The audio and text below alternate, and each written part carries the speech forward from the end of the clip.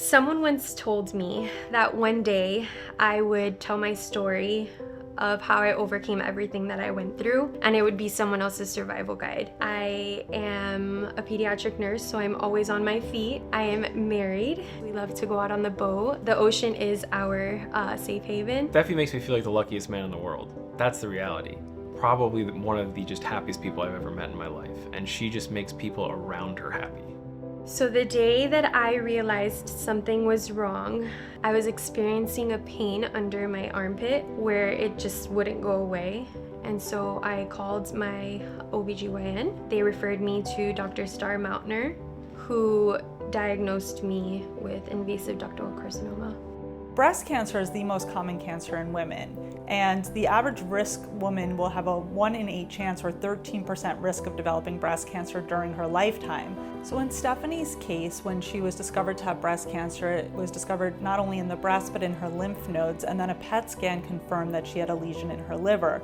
This is known as stage 4 or metastatic disease. Stephanie's cancer was particularly aggressive, and we see this sometimes in young women. Cancer doesn't have any manuals. There's no instructions on how to get through it. Steffi never lost hope in knowing that she was going to beat this. She has always been positive from day one. I think the hardest part for me was to see my family in pain. I knew we were going to get through this, and I knew that there was going to be roadblocks that we would have to get through. My desire to be a mother was everything I had ever wished for. What a lot of patients don't realize is that the treatments for cancer in general, and specifically breast cancer, can impact fertility. And for a young woman, that's extremely important. We had to go through fertility preservation. With that is just a lot of steps along the way. Stephanie received the full gamut of treatment. And as I had mentioned, her cancer was very aggressive and needed to be treated aggressively, not only because of the subtype that it was HER2 positive, but because she was 28 years old.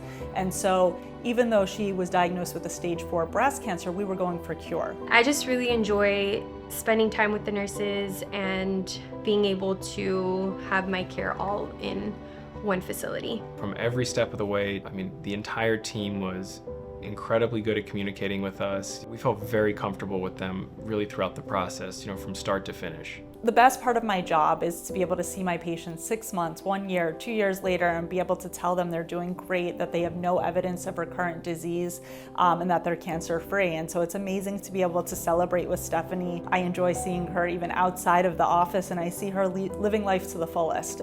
I am cancer-free, and I'm very grateful for all the physicians on my side. Dr. Mautner, to me, it sounds pretty cliche, but she is a star. She's just an amazing physician. She loves her patients, she cares for them deeply, and she was with me every step of the way.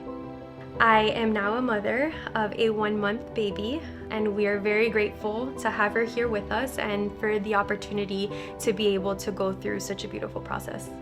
It's unbelievable to see Stephanie as a mom, to go through everything that she went through over the past few years and now have a little baby of her own. It's extremely rewarding as a mother. There's no other better feeling in the world. Cancer does not discriminate. It doesn't care what age you are.